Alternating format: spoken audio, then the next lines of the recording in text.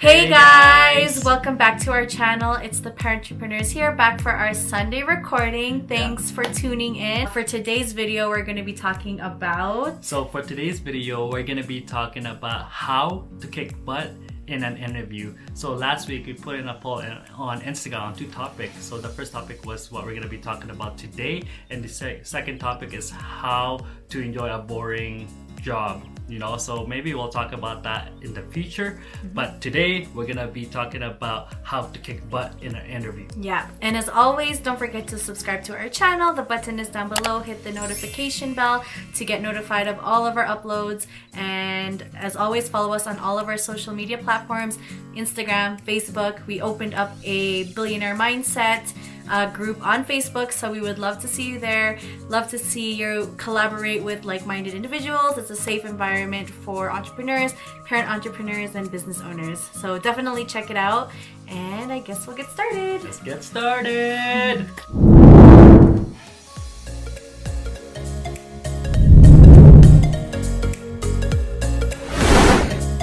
All right, so before we get started, we wanted to share with you our personal experiences when it came to job interviews, how we made mistakes in the past and how we learned from it, and how we landed our dream jobs and careers. So Francis will get started. So let me get started first. So for my experience, it was very interesting, because if you think about it, I've done so many interviews that I've learned so much from it and what the interviewer are looking for. Because when you go in there, you're not just there just to have a pretty face and to get to know somebody.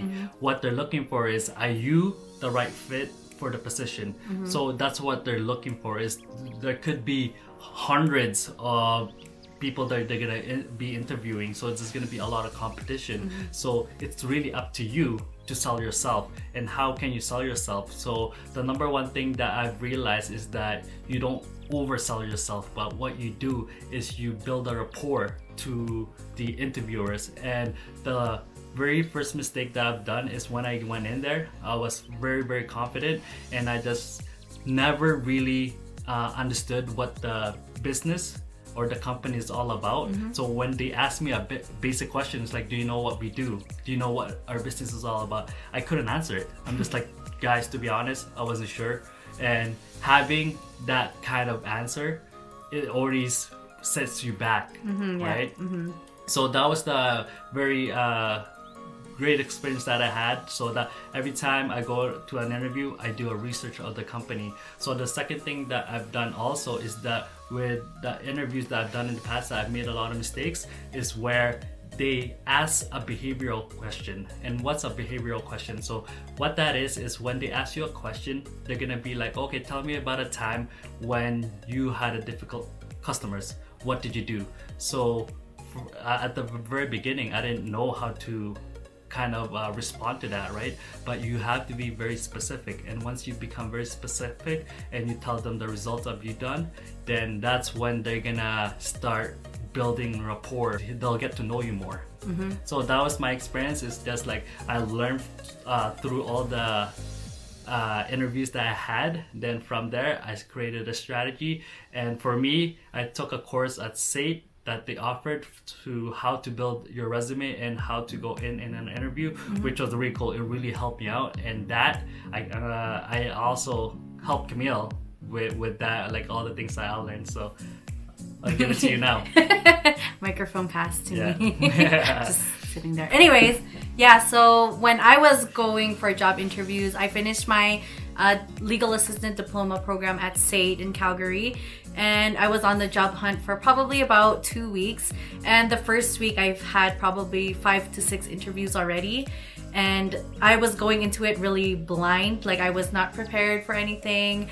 I basically answered the questions as if it was like a conversational, nothing with procedure or process. Basically, when they asked me a question like, what is your strength or weaknesses, I would just say, I couldn't answer it like, with knowledge or apply my skills that I had, right? So I would just say like something like, I can lift heavy things.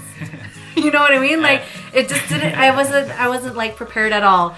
So that's basically how it ended up. And then I ended up crying to McFrancis because I'm really emotional like that. But I told him that, like, how come I'm not getting interviews? Like, I've been through 5 or 6, none of them called back, or they came back and they told me that I didn't get the job. Like, why is that? Like, I answered all the questions, but he told me that I just didn't answer it in the way that they were looking for.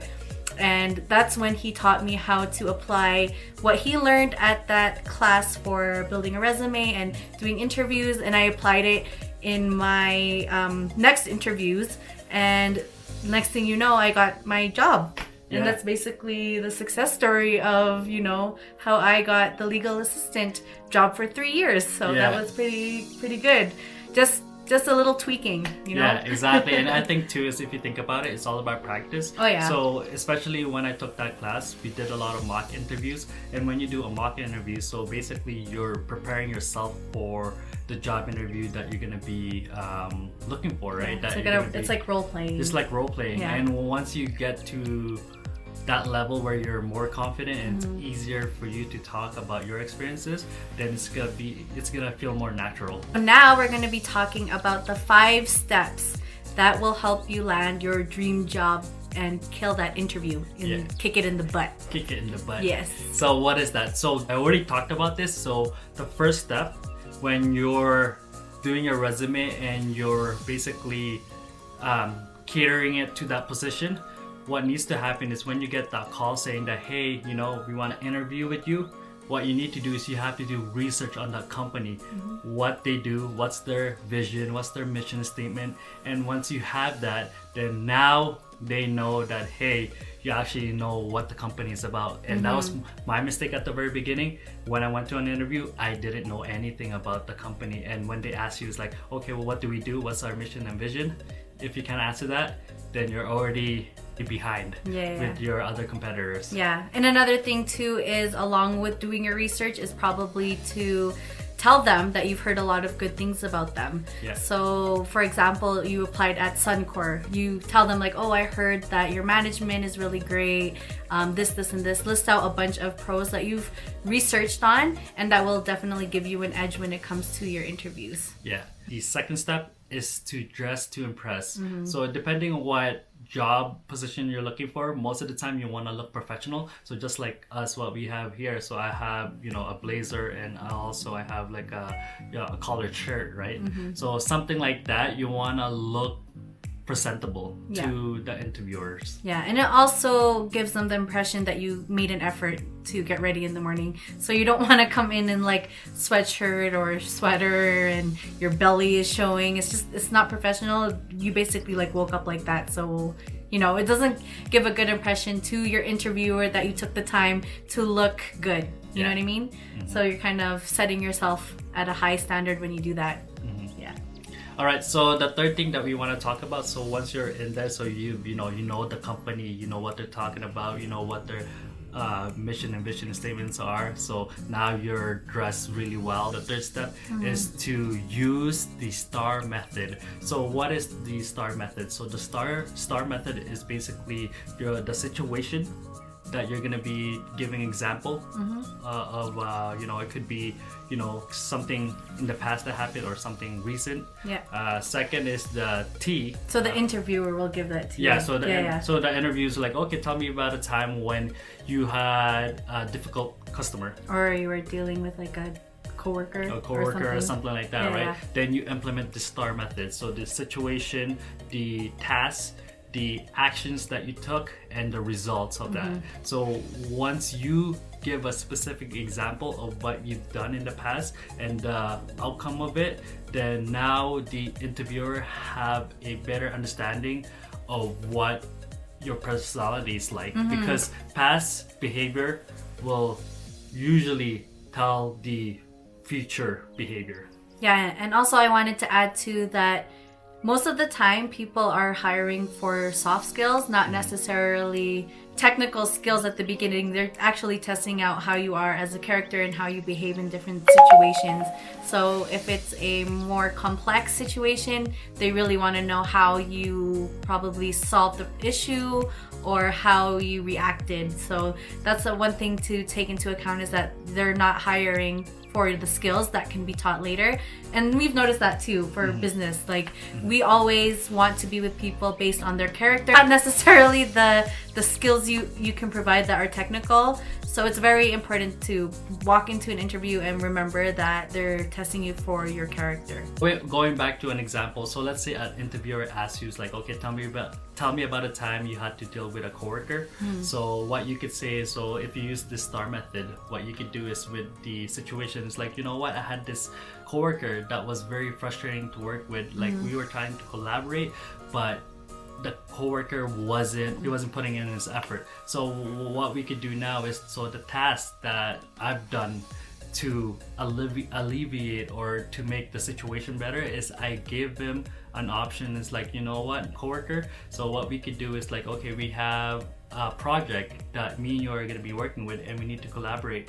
What's the things that you need to do in order for you to feel accomplished in this project and you feel like that you're adding value?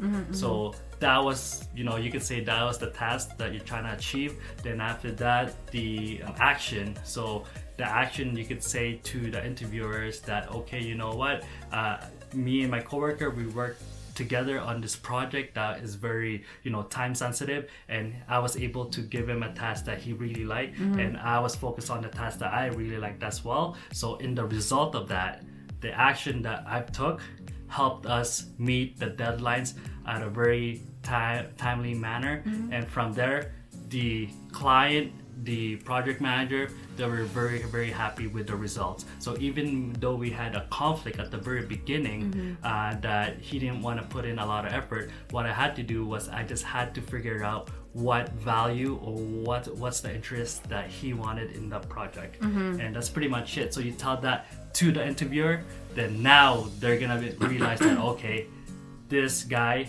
he likes to solve problems and he likes to be a team player. And also having it laid out in that STAR method, so it makes you look more organized, you're more prepared for the questions that are about to come, and you can actually apply this to any situation. Yeah, exactly. So basically having the STAR method was what made me pass my interview being a legal assistant, which was really, really good, really good feedback. And getting the job is such great feedback already. So when the interview is now concluding, they're gonna ask you, do you have any questions for us? And what do you usually answer? And this is the mistake that I made. I didn't answer that question. I would be like, nope, I have no questions. I'm good to go. That's no. So it's very important at the very end, they ask you if you have any questions, you have to respond with something, because when you ask a question, then that shows an interest to the interviewers. And a great example of this, and you can't overdo it, because many times a lot of people are gonna be asking for compensation. They're gonna be like, okay, how much would I get paid for this specific job? So that tells the interviewer that you're just in it for the money. So what you want to ask is, maybe a great example of this is, you know what, when can I expect to hear from you guys? Because I know there's a lot of people that apply for this position, and you guys are doing a lot of interviews. When can I expect to hear from you guys? How I did and where to move forward. So that would be one example. Another example is that, you know what would be a typical day if I do get this position? So something like that, you just ask kind of like questions that are not related to money, but questions that are pertaining to the job. Perfect. Yeah, and then the last thing, the fifth thing that you want to do is to follow up. Yeah. So you can do this via email, you can even do this via a phone call, but you want to thank the interviewer for the time that they spent with you to interview. Gives them, some sort of recognition and acknowledgement. And you can say in your email, thank you again for conducting the interview. I had a blast. Because we've been on the other side. We were the one interviewing before, and we know what to expect on a specific job that we were looking for, because we were looking for employees or people to work with us, right? So we know what we are looking for, and what we notice is, like, more than 50% of the time, a lot of people don't send a thank you email back to the interviewer. And to be honest, if you're the person that sends an email to the interviewer, now you're on top of the game, because now they're gonna have this kind of like feelings like, oh, you know what, this person actually took the time to send an email saying, thank you for the interview and thanking for the time, or your time or my time or whatever, right? Yeah. When you do a follow-up email, like let's say you didn't get the job, at least the effort that you put to create an email or a phone call to thank them can benefit in the future. So maybe 6 months down the road you're still without a job, or maybe three months down the road, then they know, hey, I remember you from the interview that we had. Are you able to work for us now? You know what I mean? So just having like a seed planted, per se. Yeah. And also, like, even though you didn't get the job and they do respond to your thank you email, what you can do is you can ask for the feedback to see what you could do better, so that when you go to another interview, you can improve on those issues that you had in the past. So that's how I really got good at in an interview, is because I've done so many that I've learned from my mistake. And being a business owner now, you know what to look for too, right? Yeah, and especially if you're a business owner, when you're on the other end, now you're looking for a specific position or a specific character and also a specific skills. Yeah. So that's basically it. Those are the 5 steps. So the 5 steps. So if you guys implement these 5 steps, I guarantee that you guys are gonna do a lot better than you guys done before. So the first step is to always do research in the company of the position that you're gonna be applying with, because that's very important. It shows an effort that you've done something. And 2 is you want to dress to impress. Once you dress to impress, they're gonna realize that, you know what, this person took the initiative to look good. And the third thing is to always use the STAR method, because once you use the STAR method, then you're gonna see a huge difference in your interview skills. So the 4th thing is to always ask questions, because if you don't ask questions, they're not gonna think that you're interested in that position. And the 5th thing, what's the last one? The last one is to follow up with the interviewer, whether that's through email, through phone. Do a follow-up. It shows you acknowledge their time and you respect that they took the time to meet you. So that's the process, guys, and if you can implement that, I guarantee you guys that you guys are gonna land a job pretty soon. Yeah. So that is the end of our video. I always clap because the end. But thank you guys for watching. As always, we really appreciate that you guys always watch our videos. We try to make it as educational and as engaging as possible. We're planning to do some creative works in the future, so stay tuned for that. And as always, thank you guys for following us on our social media platforms. If you haven't already, subscribe to our channel, hit the notification bell, and follow us on our Facebook group, as we mentioned previously. And that's pretty much it. So until next week, we will put up a poll on Instagram asking you guys what you want to hear from us, and you guys can have a choice on what we say next or what video we're gonna have next. And yeah, we'll see you next week. All right, thank you for your time. We'll see you guys again. Bye.